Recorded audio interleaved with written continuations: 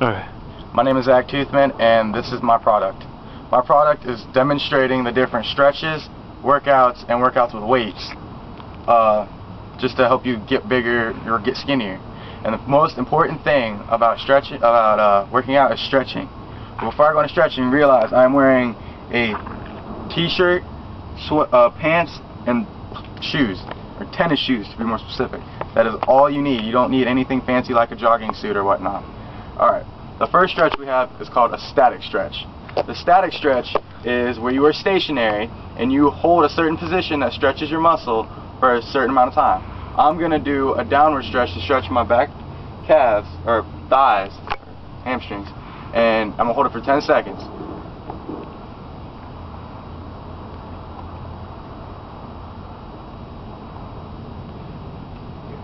That was a static stretch.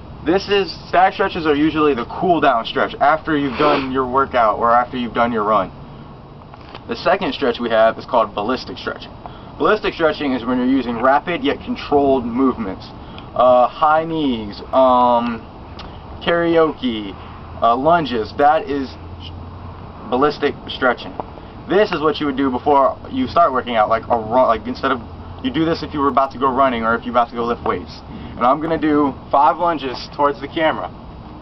And notice, this will work my calf and my thighs and hamstrings. Alright?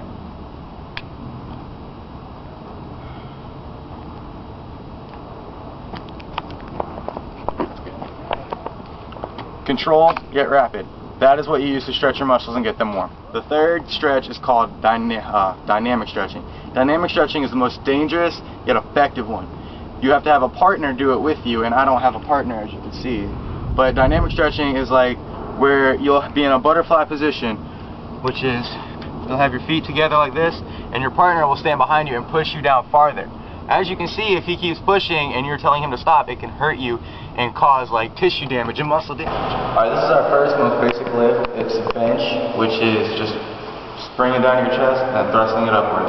This is only 135 pounds, and I'm going to show you the proper technique.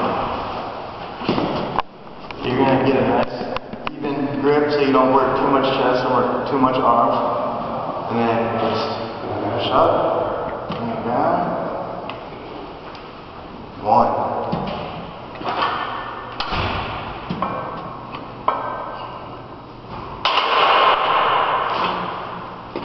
That is bench.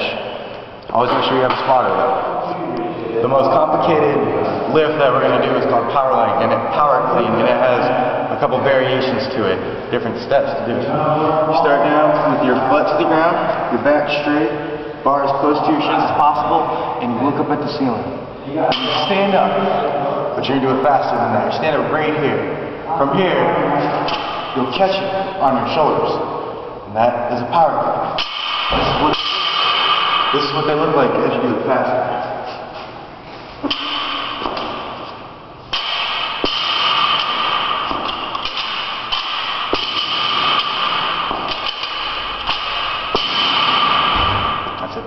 Our first workout without weights is the most basic and universal one. It's called the push-up.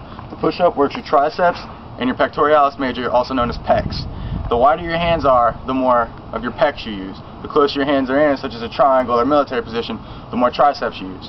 I will demonstrate. The key to a good push-up is to keep your knees off the ground, keep your back straight, and your head facing the ground. You don't want it up or to the side or anything. Now I'm going to do it pretty even so I get both a pec and a tricep push workout going on here.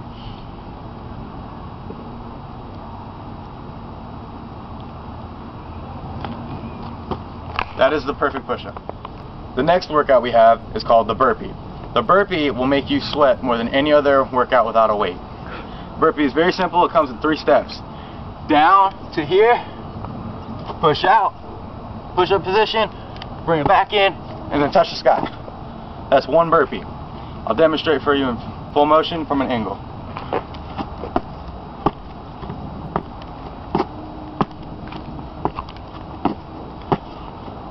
As you can see, after 10, those would get tiring. The next and final workout we have without weight is called the sit-up. There are 2 variations to the sit-up. There's the sit-up and then there's the crunch. The crunch works your upper abdominal muscles, while the sit-up burns calories and fat. Perfect sit-up. Hands to your temples. Bring it up all the way past your elbows, past your knees. You don't want to put it behind your head because you're helping your head up, and you don't want that. Then you have the crunch. The crunch is not a full sit-up, it's a half sit-up. Bring your hands to your shoulders or temple. I prefer shoulders. You just try to make your chin touch the sky. That's it. That is the crunch. That concludes my product.